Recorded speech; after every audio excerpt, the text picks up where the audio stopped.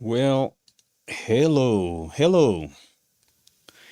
How is everybody on chat?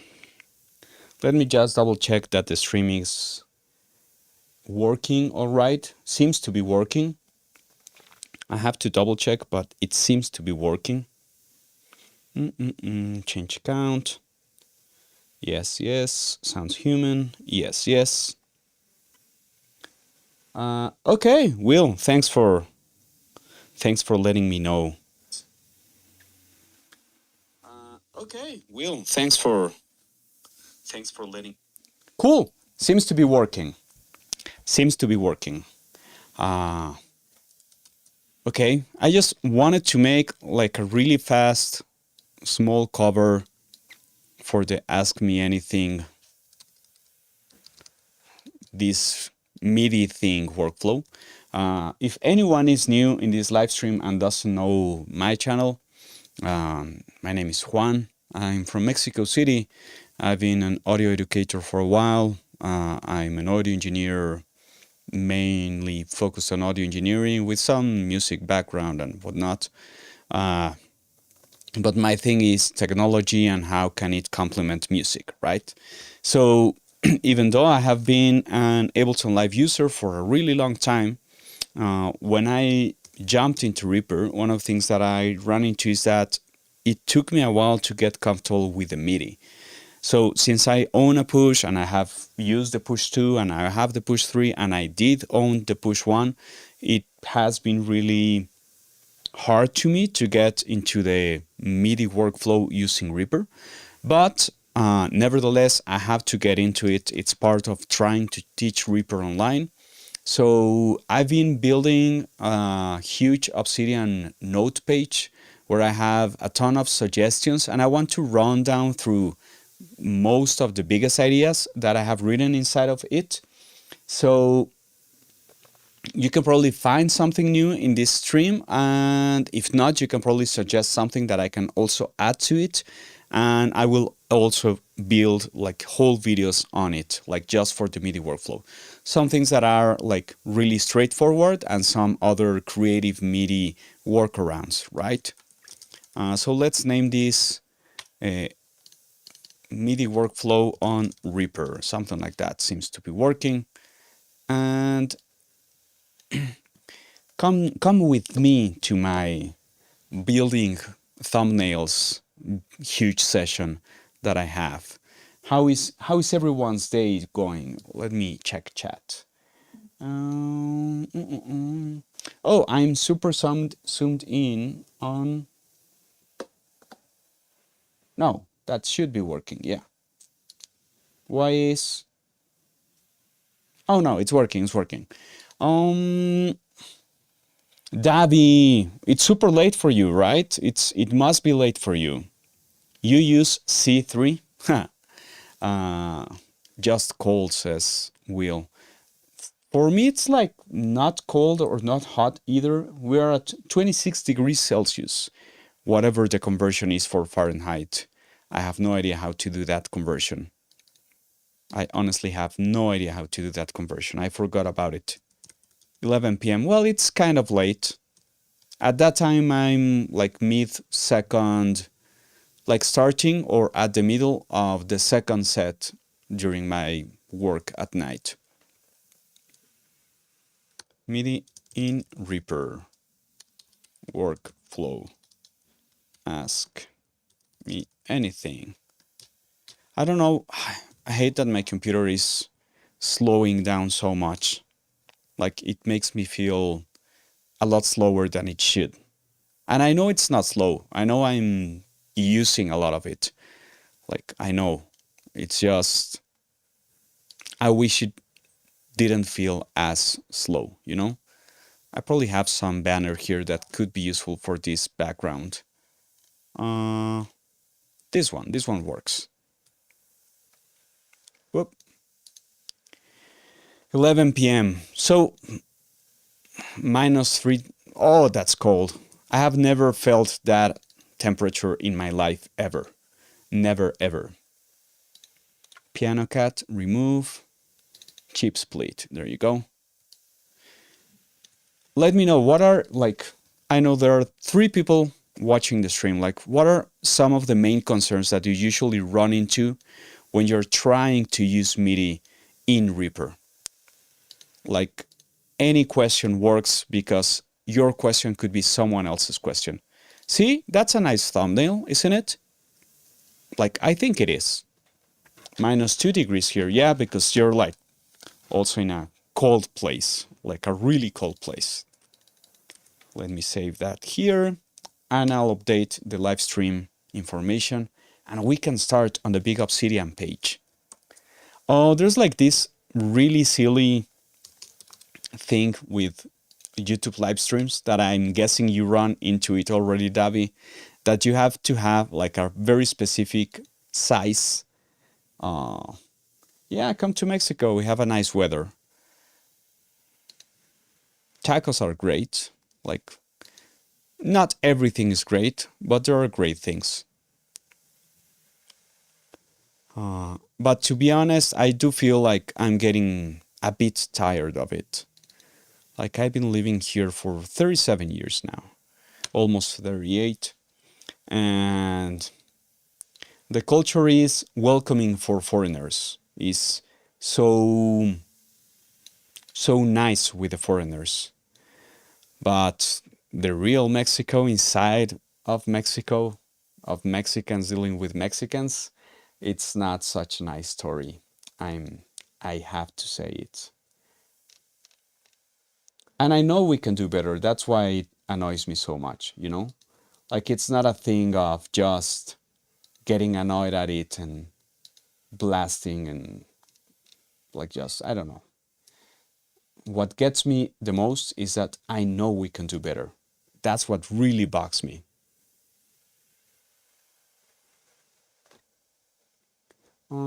Ask me anything. Update. Loading. Nobody lets us leave. How hard is it to leave, like, actually your country? Because, for example, here we have like the whole visa issue that's going to get only harder. Okay, yes, it's updated. I love it. It's updated. Fantastic.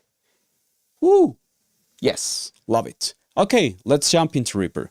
So let me do a small commercial. If you have never seen my channel, I have done a ton of videos during the past almost 2 years, and I have broken them down in different concepts that I think are easier to follow. So if you go into my main video site, where my main video on my channel, you will see that I have different colors and they all represent different type of contents. So all of these purplish hues, something like that, are third-party plugins, most of them. And remember that all of my videos include some other kind of lesson. It's not only the plugin itself. All of these bluish videos are deeply Reaper-related content. All of these sand-like color are mostly digital audio videos. These ones were intended as virtual instrument videos, but I constantly have to try and adapt it. These yellow videos had to do with discovering things, like the mentality of finding out stuff. Here I have a couple of other videos that I was having a couple of problems, like really narrowing down where did they belong or not. And these purple ones had to do more with listening or like workflow in studio or off studio situations, you know, like recording, like preparing a template. That's something that I call like offline studio work, you know, like MIDI controllers, all of these guides for audio interfaces, and these other videos that, again, it's sometimes hard. For example, this gain staging should be in the digital audio color, you know, but I don't know. I have to really find like that, you know, like the way I really want it to look. But that's more or less the idea, you know. On my Spanish channel, I have a ton more, but the concept is the same. So be sure that anytime you visit my channel, you will run into organized content and more or less planned out content. And it's not just content, you know. Let's jump into Reaper. I think it's option 4, my shortcut for using my screen set for streaming and recording. If you haven't used screen sets yet, I really suggest that you load it, that you use it. So for example, here I am using different shortcuts for different situations when I'm working stuff, you know. So screen sets layouts, you can find it on the view menu, and screen set load, set window 1, 2, 3, blah, blah, blah. But you can just look for the screen sets layouts down here, and it's this window. Honestly, I'm not using the save key anymore because I'm not changing them all of the time. It's just been like that. And yeah, like this works. Also the track views. This is really useful when you're navigating huge projects. Okay, so let's get into it. I've been losing too much time, let's call it that. Okay, so one of the things that really got into me is that I didn't know how to get this thing up. If you have never seen this thing, it's called the virtual MIDI keyboard, right? Let me drink some coffee. So even if you have absolutely no MIDI keyboard whatsoever, Mike is here. Hello, Mike. Even if you have no MIDI keyboard whatsoever, please remember that you can use your virtual MIDI keyboard. And whenever you make a new project and you have only one track, you can absolutely check, oh, I lost my, there. So I can actually monitor what you're looking at. You can change that input to MIDI and change it to, I'll change it here. Your input to MIDI and virtual MIDI keyboard, all channels. And now you will see that you have a couple of small letters assigned down here. See? From Z, X, C, V, V, V, blah, blah, blah.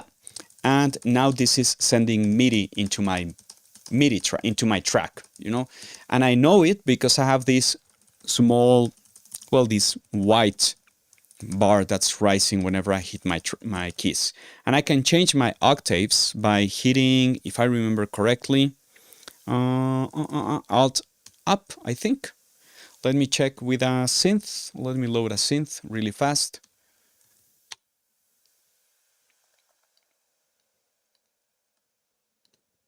Oh, why is this not working?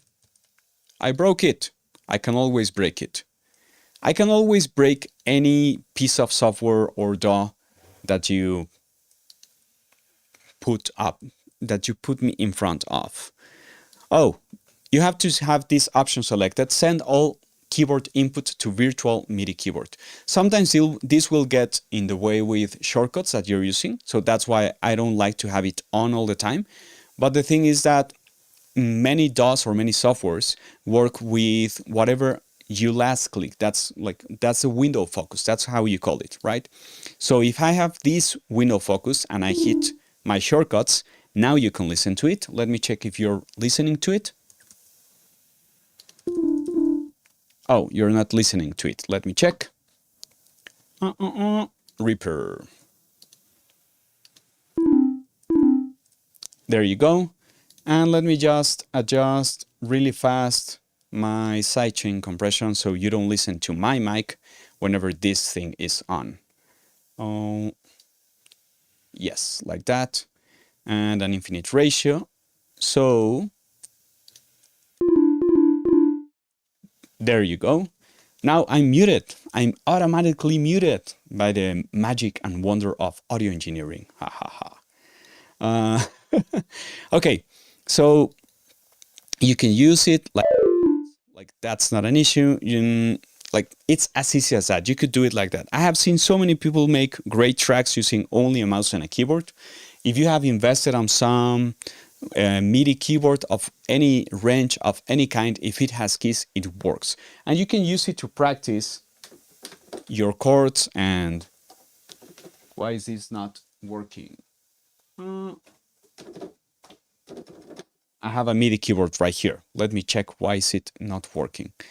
I added an action on my MIDI toolbar that I don't remember where it is to reset my MIDI settings so I don't have to go every single time. Like this stream is about that. Like let's just run into problems and solve them. So whenever you run into them, you also know how to solve them. Okay, so there's an option on the Reaper preferences that you can look here under MIDI, where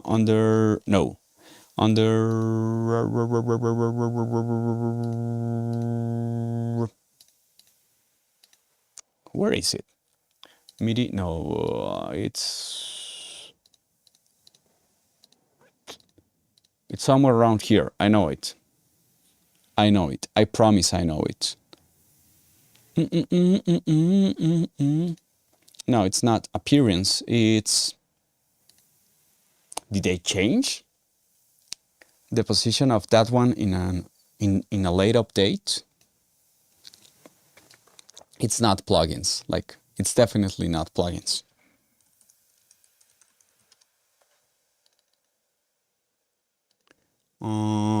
No. Crap. Where is it? Did they move it? Audio? MIDI inputs, right, of course, that makes sense. So here you can just click reset all MIDI devices. And if you have any MIDI keyboard or any MIDI controller connected and it's not listening to it, it should listen to it. But now I remember that the whole issue is that this track is only listening to the MIDI virtual keyboard, that's this floating window here, and not my external MIDI keyboard.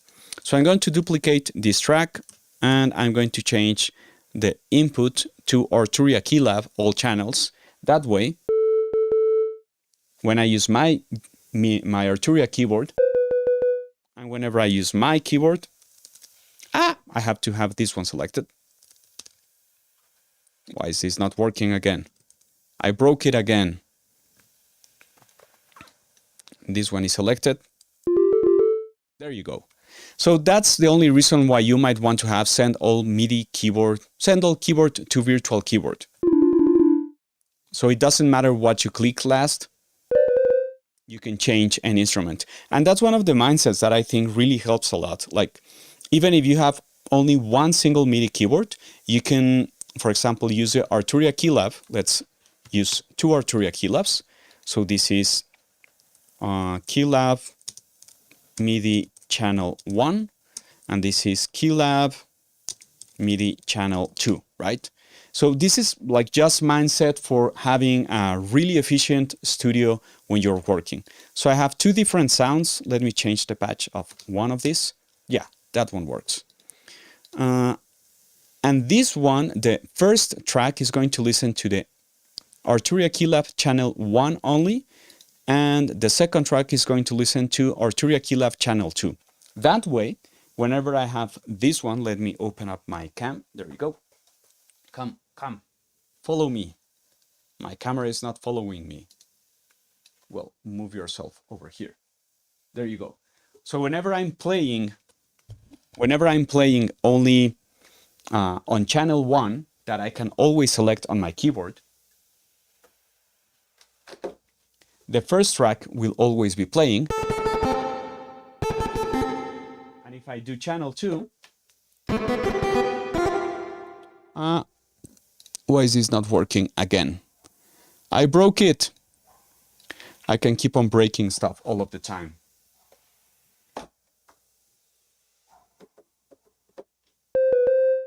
There we go. So let me show you this thing that happened right now. Come over here. So on your keyboards, on your external MIDI keyboards, you will run into many of these issues that sometimes could be less of an issue, or sometimes they could be more of an issue. So for example, the Arturia range has this... can you listen to me properly? I think so. Even if I'm kind of away. Yeah, you can listen to me, right? Can you confirm that on chat, please? Yes, can you listen to me even if I'm kind of away from my microphone? Cool, thanks, Davi. So on the Arturia keylab range, what you have is you have different mappings that you can do the analog lab, you can do the DAW control or user defined keys, right? So you can map anything to different things. In my case, when I connected this one, it loaded up as user, and you have some screen right here to the right that gives you a little bit of extra information. And what I'm doing is I'm using this MIDI channel. Oh, stay put. There you go. There you go. This MIDI channel button, and combining it by pressing also the key that goes with the MIDI channel that I want to assign, right? 1, 2, 3, 4, 5, all the way through 16. Because remember, we have 16 MIDI channels, of course. And I can change from instrument 1 to instrument 2.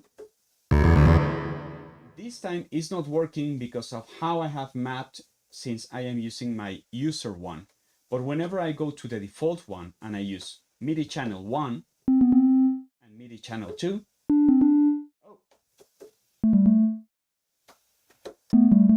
why is it not working again? Let me fix it. I broke it again. Once you set this up once, hey Gio, how are you? Hey Roman, welcome. I don't know how I managed to break these things so often.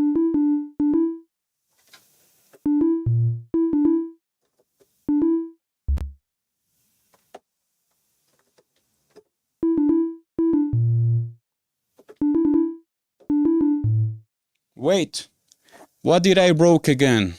MIDI channel 2, Arturia keylab channel 1. Yes.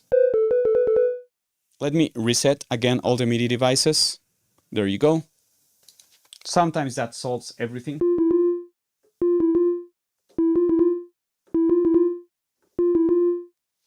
Why is it not following? Trim wreath. Yes. I broke it. It was working. You saw it.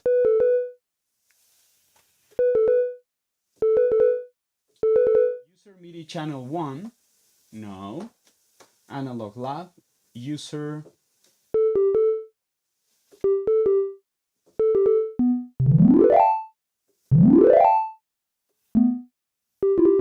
Ah! I hate this. You have no idea how much I hate this. The thing is, that kind of things can happen way more often than you would like. Let me check if on the MIDI control center there's something going on strange with the keyboard itself. You can see it on screen. So user 1, let's send it to user 6. That's going to be this path right here. And I can send it this one to be part of. Yeah, it's always the smallest, silliest thing, and I hate it.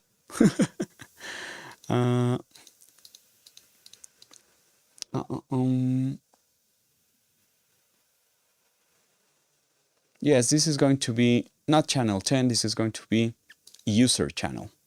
Yes, this is going to be user channel. This is going to be user channel, and this is going to be user channel. Yes, of course. Store 2, yes.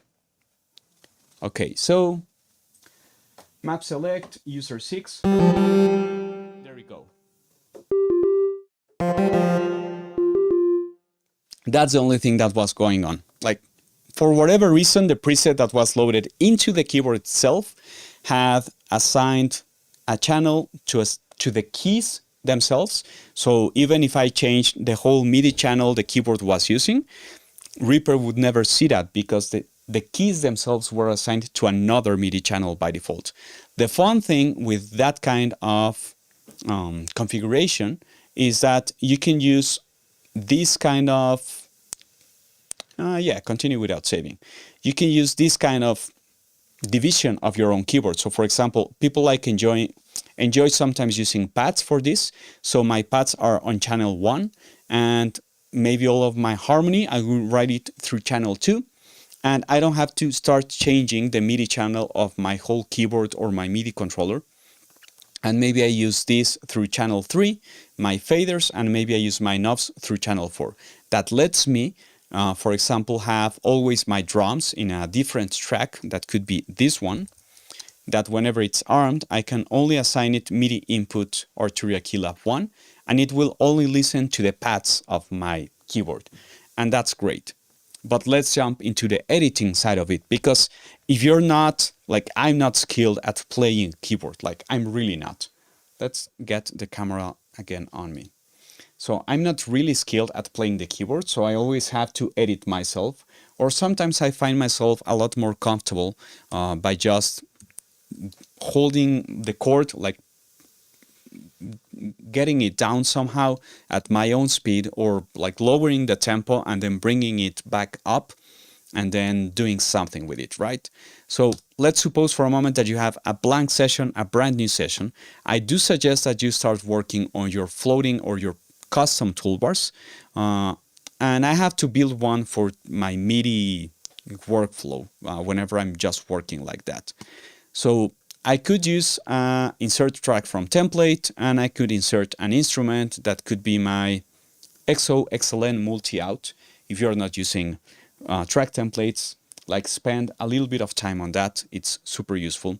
So as you can see, I'm loading many tracks that everything is already routed, where if I open this folder, you will see that this main track has the plugin XOXLN, that's all drums, already routed via multitrack into these tracks.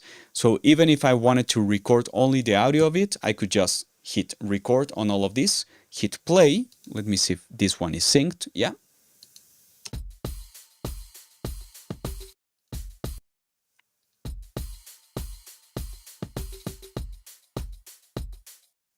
And this is super, super useful. Like I cannot express enough how much I love this workflow. Because you can get into really, really fast multi-track recording from virtual instruments. And you don't have to render, you don't have to freeze, like you can just do it real time and start deleting stuff as you go. Sometimes like just committing to an idea is what gets you further ahead when working with MIDI instead of micro editing every single thing, right? So I have this huge drum, and for example, some drum plugins do let you extract. Let me check if I like this pattern or I will look for something else. Let's change the tempo, something closer to, yeah.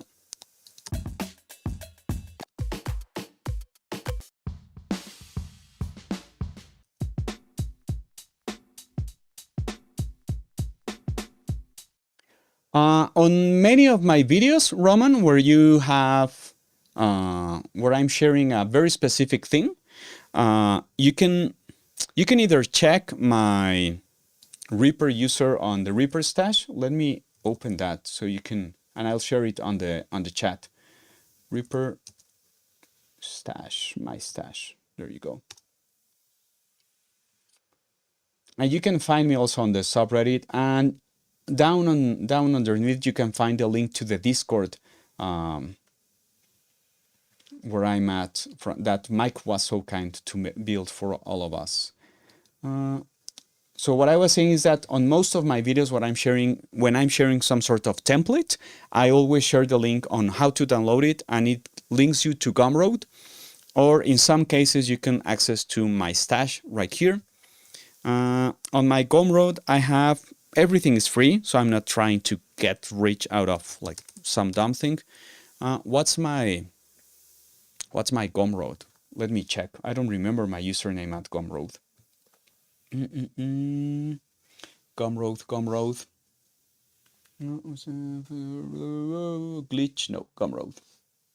Dashboard, yeah.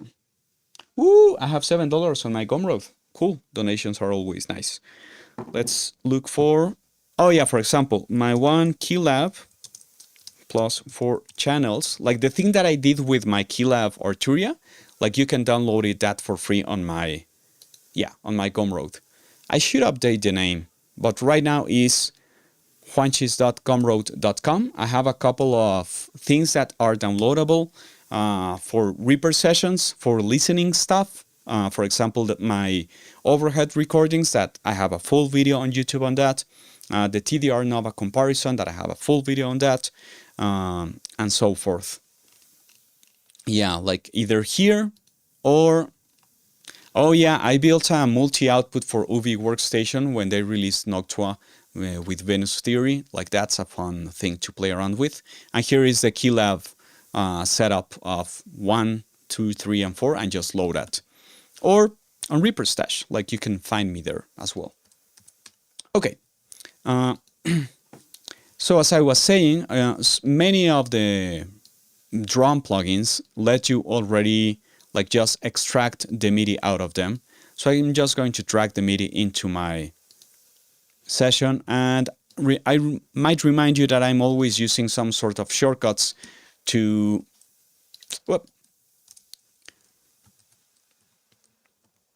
navigate my session faster, to change my grid size. Like I have a ton of videos on that alone, and let's glue that together.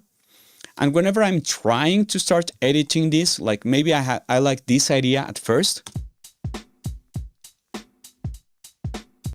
I have struggled so much with where should I place this MIDI editing window.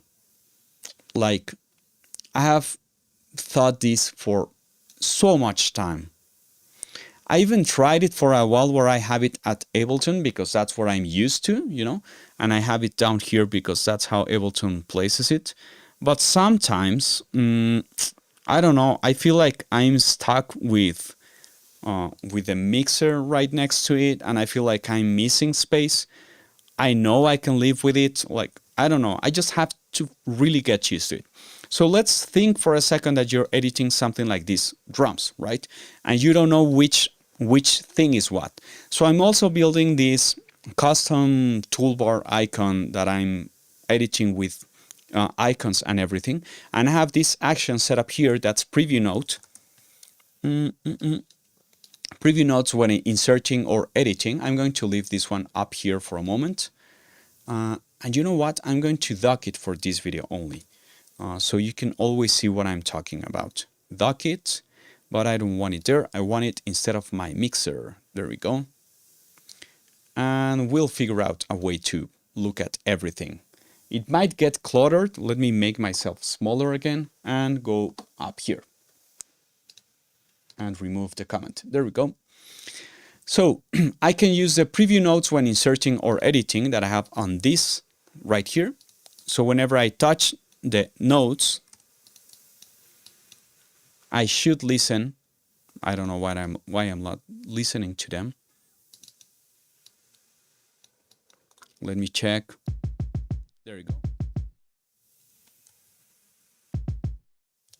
Whenever I touch, oh, crap.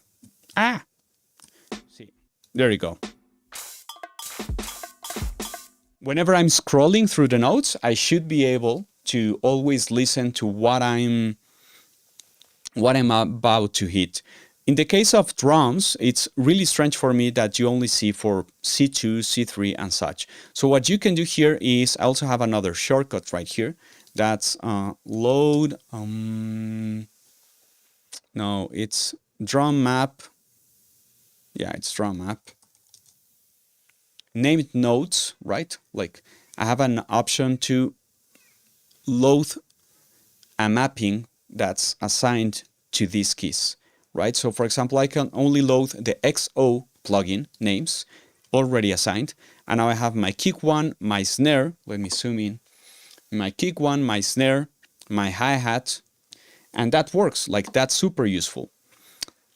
If you don't have that yet and you're still working with the keyboard itself like such, what you might want to do is just double click right here.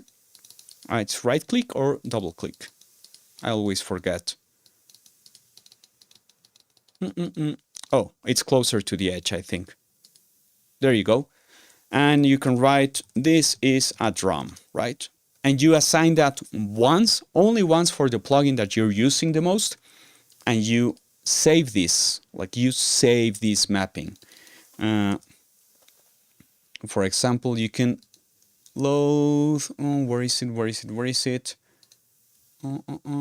No, it's, how is that option called? Option, it's an action that's called name notes, no. MIDI take, save note CC names to file.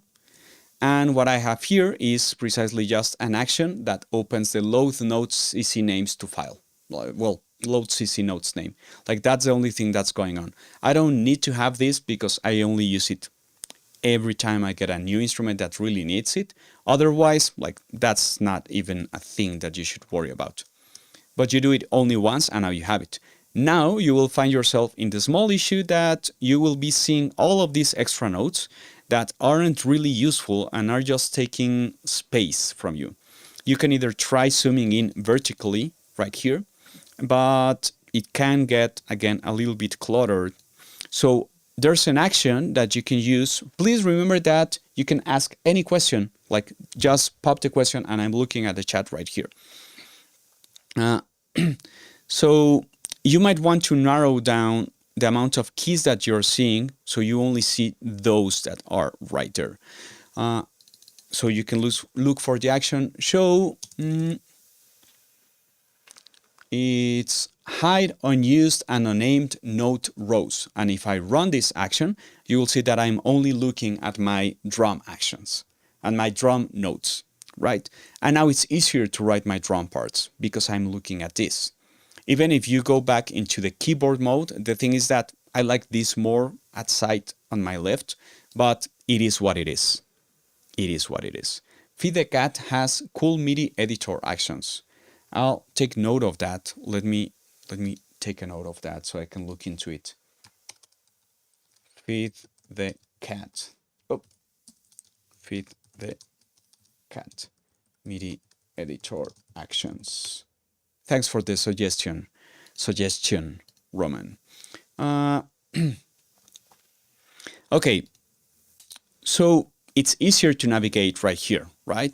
The other thing that you might have seen is that the icons themselves change. So whenever I'm writing something that's more melody or chord-like, I do need this length of the note. Like I need to know how much does it last. Otherwise, it doesn't make sense because I need to know how long my chord is lasting. In the case of drums, most of the time what will happen is that you're triggering some sort of sampler. Remember, like just a sample loaded that could last longer or shorter any given time. But you're only triggering this once and it's not repeating. So the length of the sample itself is what defines the length, not the length of the MIDI event, right? If that makes any sense, is that clear enough? Or did I make it like way too rumbly?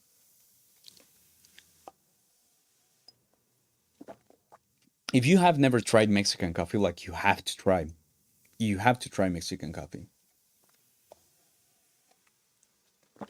Cool, amazing. So for drum parts, I often end up using a lot more the drum notes mode because this is a bit more clear, but this is still a bit strange. So let's just jump into this mode where I know where it starts and that's the only thing that I need.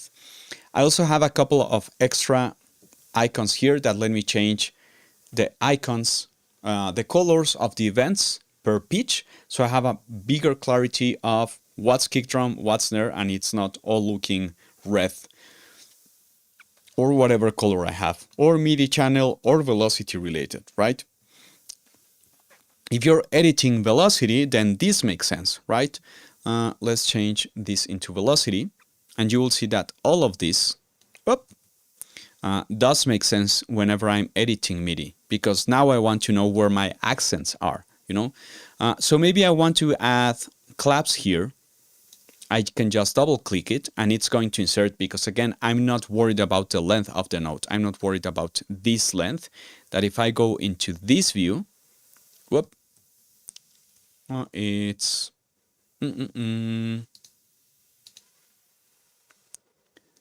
it's option 6, option 5. Whoop, I broke it. It's unbroken. There we go. Duck it again. There we go. Let's make this bigger again. There you go. Keyboard shortcuts. If you don't remember it correctly, you will break it. Okay, yeah. So I'm working with these ones, and if I'm working with the accents, because remember that velocity has a lot to do with the accent of the music and what's so-called traditionally the strong beat and the soft beat, I can just start duplicating this by holding Option. In the case of PC users, remember that it's just Alt, and adding a small accent on top of small things, right? Maybe I don't know. Maybe I want my main kicks, like the main timings of my kick, to have an extra drum hit. So I'll add a small layer of this one, and layering is a big part of MIDI making music style.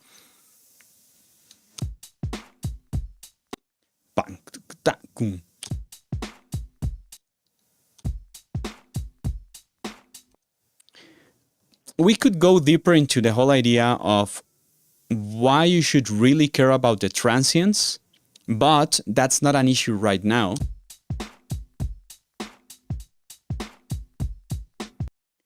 So for example, this one could be a bit softer on both of them because it's only filling that space.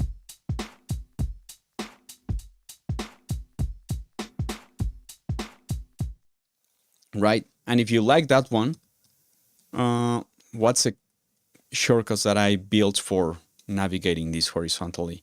I can just select this and drag this and duplicate it, and this works. Again, I'm not way too worried about being right on the grid, because if I wanted to be right on the grid, I could only select all of the MIDI events in one single track, hit this key right here, that's the quantize events, and I can just drag it all the way into the grid. But again, it's either related to my grid that I'm actually watching, you know, like that I can change down here from 500? No, I don't use 500, nothing. Maybe 32, you know. Have fun, Davi. Have a great night. Nice seeing you on chat.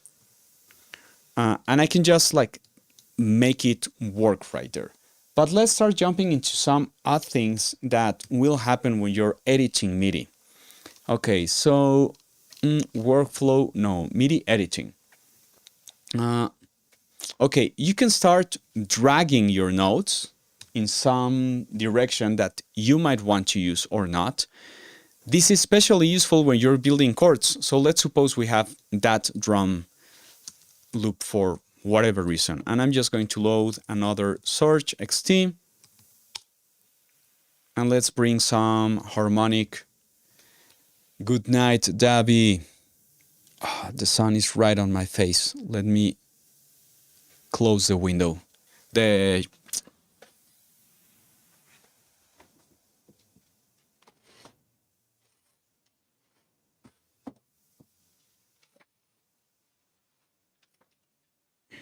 curtains. The curtains, that's the thing that I was looking for. Cool. Yeah, I'm clear enough still. Okay, so whenever I play for this new instrument, okay,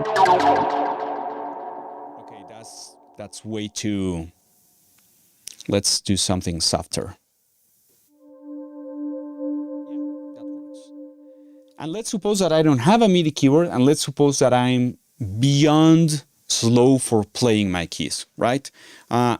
There's a MIDI tool that a couple of people have shown already on YouTube, and I'll like only link you to that video, but the chord gun is available. Like that's one of the things that you can use to just drag chords into your session.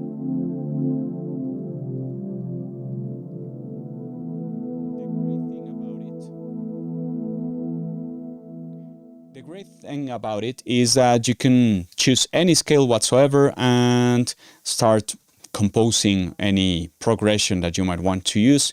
And you can also use inversions, like you can go crazy with the chord gun.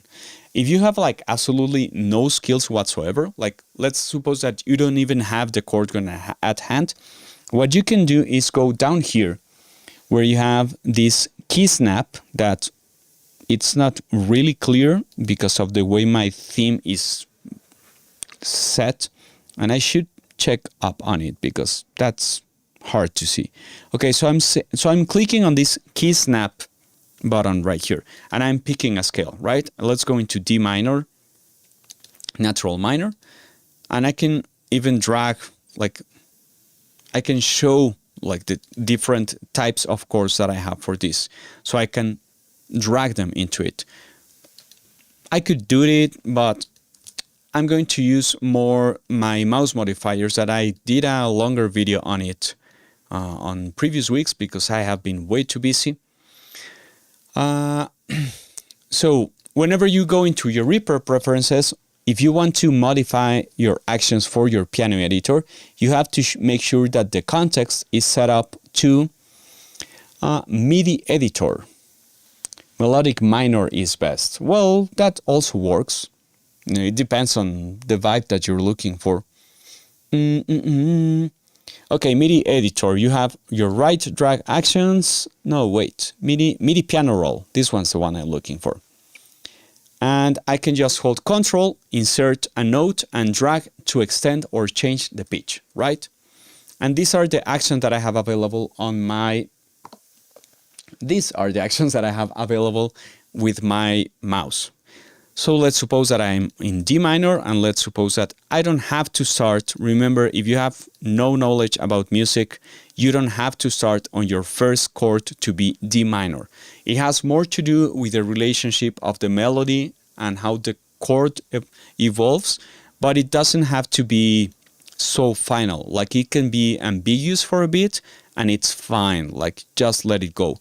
If you want to do some really straightforward music, like go ahead. So let's make a really simple 2-5-1 chord progression. So if I'm landing on my 1, that's my D. Let's make up. Let's turn this into an E. Let's turn this into a whoop, whoop. This is an A. So it's a 2-5-1, right? Easy, easy, like the oldest, one of the oldest chord progressions in music history. So the thing is, you could be trying to drag it and always depending on the snap option to be on. That's this small magnet that you can see. So it's always more or less set to the grid or not. And again, you can be changing your grid and like whatever it's best for you. But on Ableton, I really missed this way of putting in notes where I could just double click and they inserted themselves in the note length that I had at site.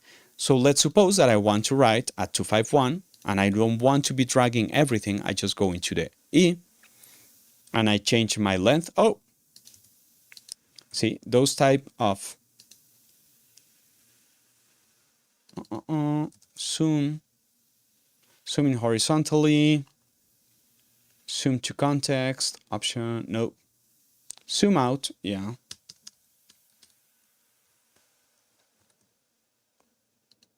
Let's remove this one, zoom out.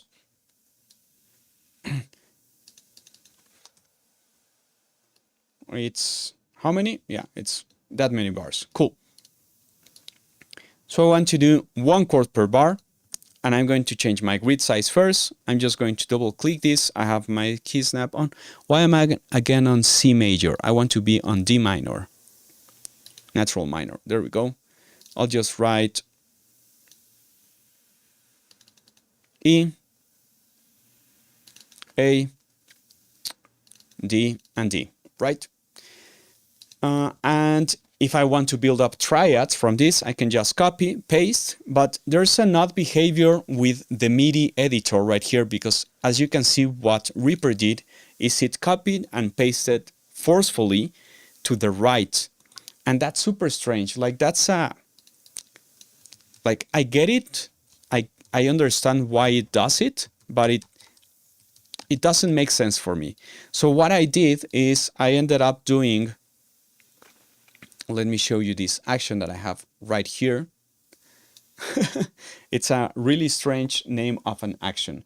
It's paste events preserving points, preserving positions in measure into the active MIDI media item, regardless of source MIDI media item, right? So what this does, it copies and pastes in place without me going ahead. Because if I duplicate the note, I want it to go ahead, right? If I have this E and I duplicate it, I want it to go ahead. But if I don't have it, if I have my cursor right here and I just duplicate this, I'm expecting like a certain behavior from it where I'm placing the new note at my cursor. So if I have my cursor right here and I select this note and I duplicate it, it's going to paste it where my cursor was, right? Does that make sense?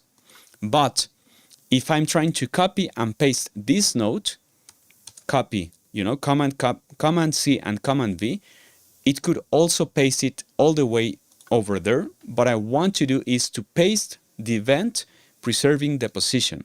And that's super useful because now I can just create chords from this by going a third up, and this Reaper behavior can drive me crazy sometimes. And that's why I've been taking so long to make this an official YouTube video, because it really drives me crazy. If I copy first the MIDI event, it's going to do that really strange behavior. But if I only paste it, I can drag them, or I can use the mouse modifier option and create an interval from it, right? Like that's the other way of trying to build it. If I don't have a keyboard, I'd rather work, if I don't have a MIDI keyboard, I'd rather work with shortcuts really fast building chords. So now I have something like this.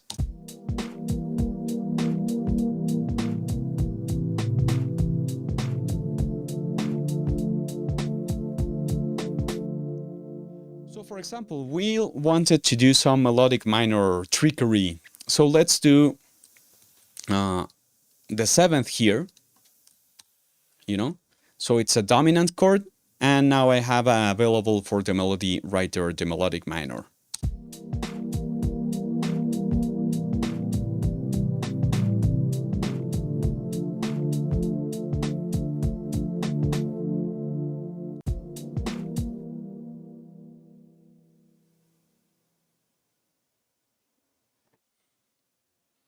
Okay.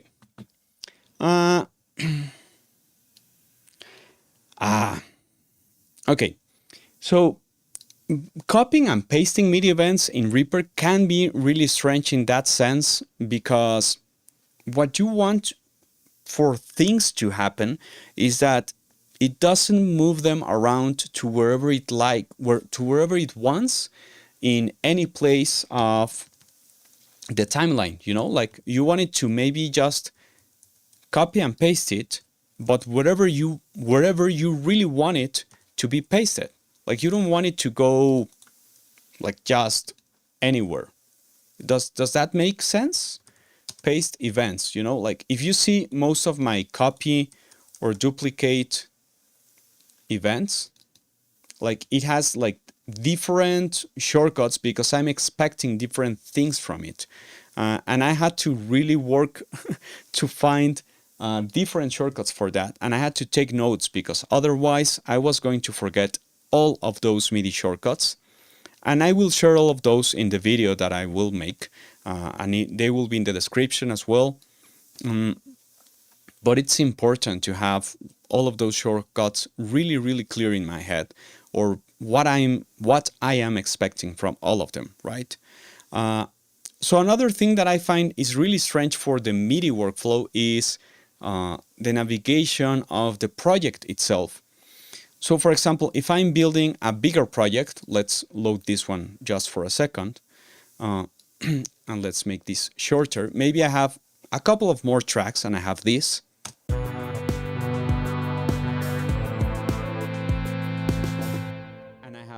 And I have a second version, and I have a second section that goes like this. And yeah, it's like, it's not great, but it will get somewhere. It will make the point happen. So what happens is that you have to understand, or you have to decide if you want to work a little bit more with MIDI items that are connected between themselves, or if you want to work with different MIDI editors at the same time. There's an option here at the Reaper Preferences. That's the MIDI editor.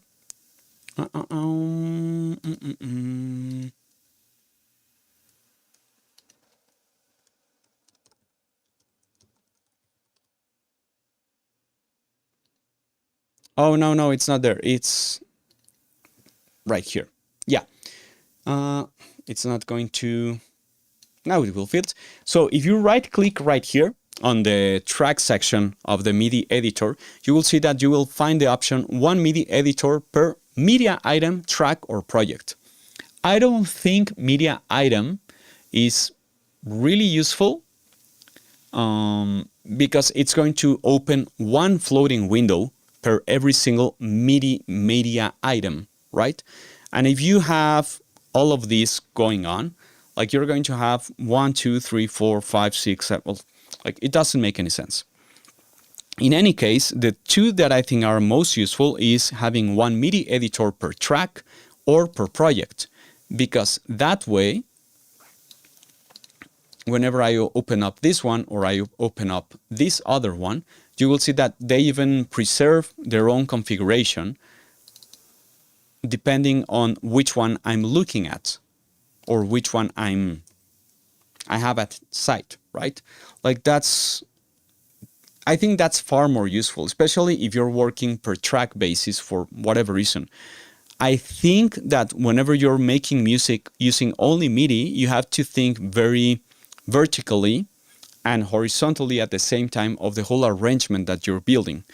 So for my workflow, I really prefer, let's make this again, I really prefer most of the times to work on one single per project. And what you will see is that here, all of the notes that show up belong to the other tracks, my bass, my pumping synth, my drums.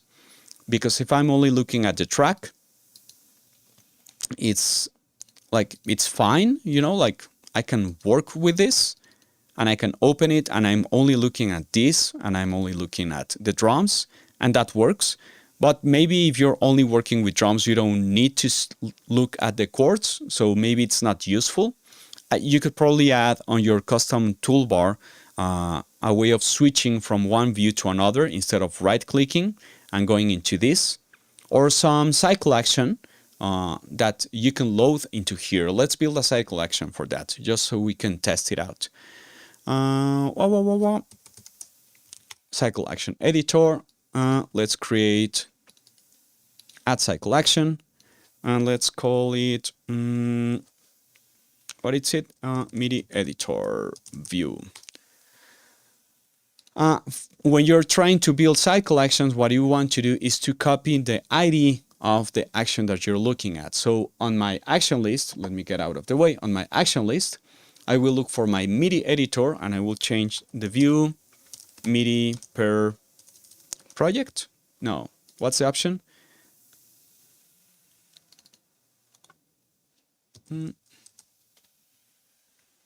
There's not an action for that? There should be an action for that. Is there an action for that on the RIA pack?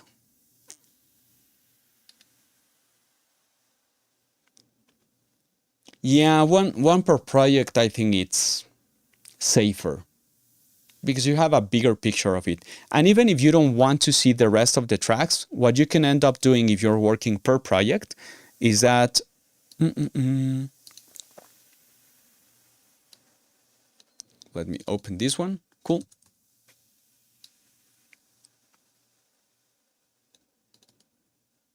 Yeah, per project. I have so many windows popping up. Huh. If you're working with one per project and you're looking at something like this, that's super busy on the eyes and the screen, you don't want to see so many MIDI notes or events, what you can do is use this button right here to hide or show the MIDI tracks, the MIDI events of other tracks. So I can hide them or I can show them according to my own needs, right? Like I can go into the bass one and only look at that one. And this makes more sense to me, right? Because I can always look at all of them and I can select what I'm working with it and edit them whenever I need to. So especially when I'm building, for example, a bass line that has to be really related to my rhythm section, to my drums, I can just open or view all those two. And whenever I'm building my harmony, I can look at my bass and my harmony instruments, right? Like that makes a lot more sense. We were looking at the browse packages of the RIA pack to see if there's an easy way to switch between the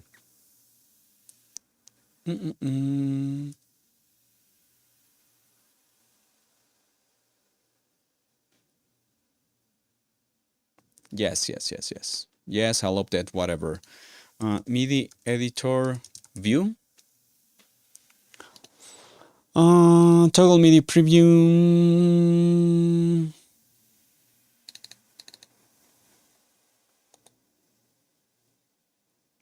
It doesn't seem to be like really easy to find, but I'm guessing there should be an easy way to do that. Like it doesn't make sense for us not to be able to do that. Let's install these updates as well.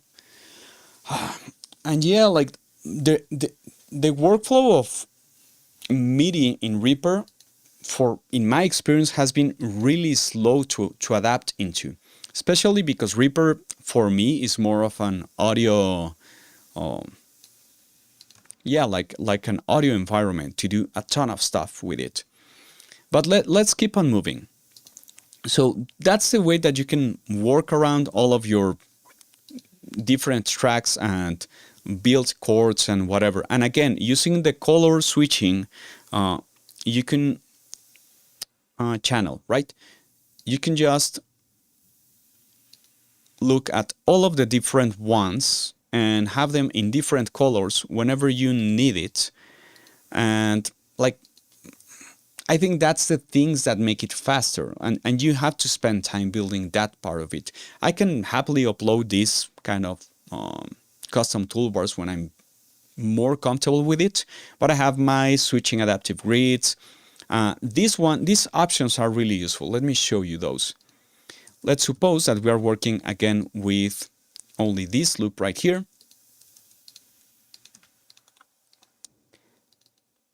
And I use this, right? Times 2 means that I'm doubling the length. I'm doubling the length of my MIDI media item. See? I can just extend it. And I also have this option where if I add some extra notes right here, the MIDI media item itself will extend within the arrangement or the TCP. Like, this makes a lot more sense. It's instead of drawing stuff out of the media item itself. And I also have related the time selection of my TCP view with my piano roll view, because whenever I'm trying to make a loop of a new section, it's easier for me to just go here, and this will also move around with it, so I can navigate my project a little bit faster. Does this make any sense? Like, I think it does. Okay. So there are a ton of things that I will make on the different videos. But I think I have covered some of the most important ones that have to do with how to deal with scales, how to deal with drum plugins that have different notes, and you are sometimes trying to figure out which one is what. You can use the preview note, so you are editing and looking for the note at the same time, and you can turn it on and off again with one single shortcut on your keyboard. Here I have the reset MIDI devices. I don't know why I don't have it here, but I should add it to my main toolbar. Like, it could be useful. And like, that's almost most of the things that I have used that I think are extremely basic. Oh, I have a couple of other shortcuts that could prove useful. For example, changing the octave where you're working. I have set that up to move notes up 1 octave, right? And I also have my up and down arrows set up to up down 1 semitone, but there's also another option that's up down, up scale, yeah, move notes up and down ignoring the scale. So if you have this snap scale, you will see that this note, for example, this B flat, will jump straight into the C. But if I want to do some chromatic tuning, I can hold Control and do the semitones. Or I could have another shortcut that turns off the key snap. Like, that's another way to deal with it. I don't think I want to lose the visual reference of my key snap, so I'd rather do it by hand and just edit it one by one. Oh, the pull MIDI media items. There's someone like just hating me on Reddit right now because I call them MIDI items. So whenever you have on your mouse modifiers something like left track, there you go. I try to make all of the things as consistent as possible. So whenever I'm trying to copy this, I always use Command when I'm dragging, left dragging, and I can just keep on copying this one after the other, or I can take them to any other track. And that works well. But the thing is that if I have a song where one section has something here, like this is a B section, right? This is not this or this chord progression. This is another chord progression. And I want to change this chord progression and I want to affect also this one. It's better to do pooled media items, pooled MIDI media items. That's quite a tongue twister. So for that, I use, where is it? Copy item, pulling MIDI source data. And I have command and option for that. So whenever I do that, I get this small icon. And whenever I change any note on the left, you will see that it will move on the right. And that's a lot better because you can change very different sections across your whole track because they are connected. Eventually, if you don't want them to be pulled, you can just remove the pulling and fine-tune one section from the other, but essentially or at core level, they are pretty much the same. And that has more to do with arrangement, right? I have a couple of shortcuts to change my my views down here. So for example, if I'm looking at anything down here and I just want to change velocity, I have a couple of shortcuts for that. I will talk about that in much depth in a longer video. I will talk about my main MIDI toolbar. Oh yeah, I have a couple of mouse modifiers to split the MIDI notes, so it's a lot faster to do that kind of things. Let me check MIDI note. Left drag, left click, double click. No, I don't have it right there, but I know I did some split notes shortcuts.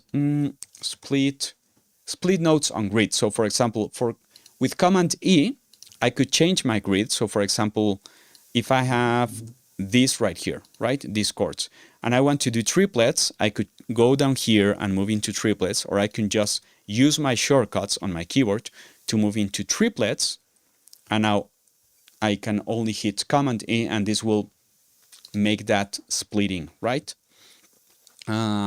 There are other shortcuts for splitting that I have tried before, but I don't know if I find them as useful because some of them even require, for example, this one, the MPL one, require like an extra step where I have to tell it how many steps do I want it to split into, where I could just select it by changing my grid size. If I want it to go into 4, I can just do it like that, and I can just do it.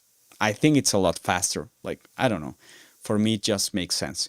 And most of your MIDI modifiers, remember, that can also obey anything else. So I can stretch my notes. I can do some strange subdivisions.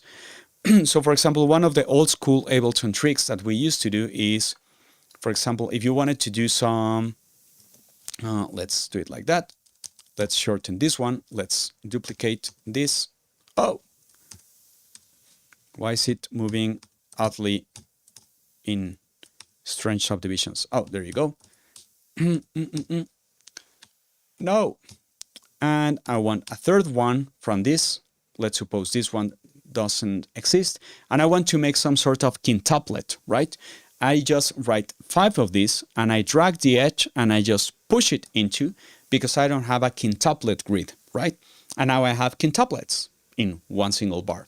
And if I want to do triplets, it's easier because we have a grid that does that.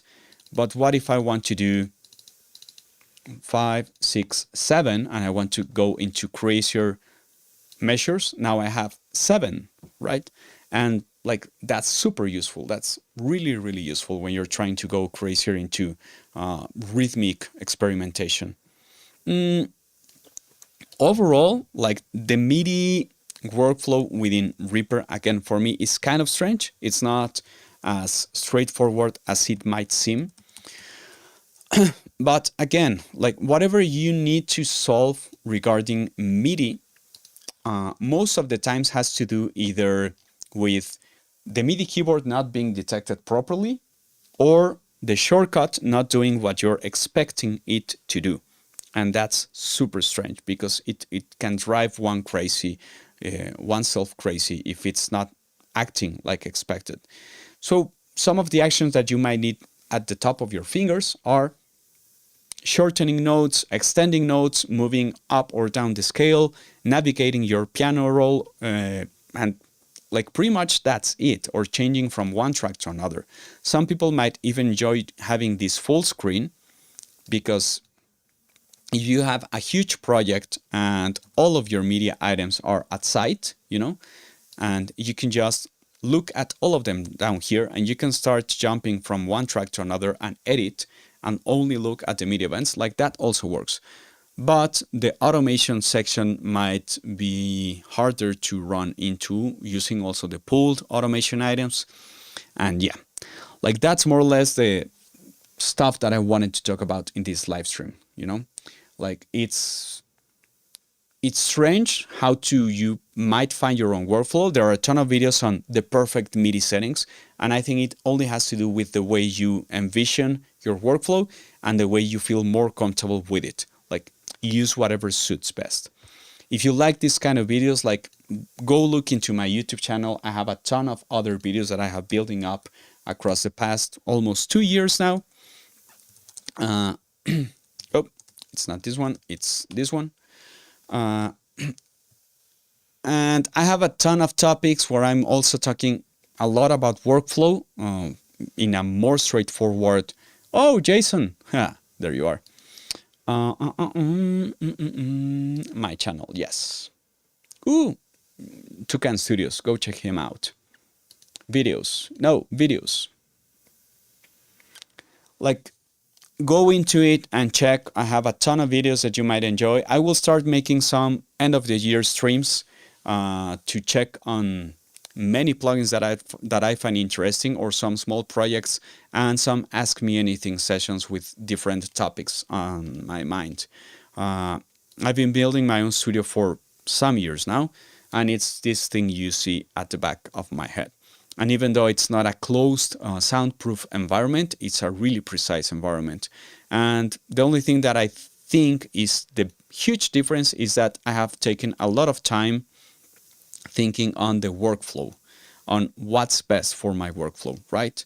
And that's the thing that concerns me the most. Let's check the chat really fast. Eddie says, I would like a live stream with Syntes con Leo using Search. He doesn't have any videos using it, and you enjoyed it. And he enjoyed it. Well, I even gave Eddie, a workshop on Search down at Olawave, his store. But I haven't heard from him in a while, so I don't know, like, tell him that you want to see me. Like, I'm always up to any invitations. Like, if he calls me in, like, I'm happy to be part of it. But that's the thing. They want to, they have to have, how do I say that?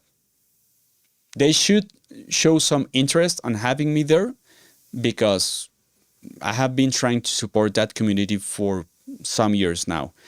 And yeah, like now I'm doing also this English channel and it's going well. So yeah, let me know. And if not, I have a Spanish video deeper on Search, and I have an English video deeper on Search as well. They have to get a hold of him. Yeah, that also works. But that's another thing that I'm trying to say. It's more on the interest side of it, you know, like he has to care about having me there. Yeah, that's more of the intention. Yeah. That's the side that I'm trying to outline. So thanks for joining. Thanks for jumping in. This was kind of out of the blue. I hope this is useful. If you're watching this on a rerun, enjoy it. Leave any questions in the comments. If you like my work, like there's a link down below of Buy Me a Coffee. If you like to do any sort of donation for all of the content that I'm making. If not, that's okay. Like just take the best of it and use it for your own. Thanks, Will. Thanks for always hanging around and giving such a great vibe to all of my videos, all of my streams, and everywhere. I really enjoy talking to you. If there's no other questions, I will be leaving for now because I have a gig in an hour and a half, a bit more, and I have to rest for a second, drink some water, and get prepared. My name is Quantize, straight from Mexico City, and thanks for listening. And share this video. Someone might find it interesting. Have a nice day.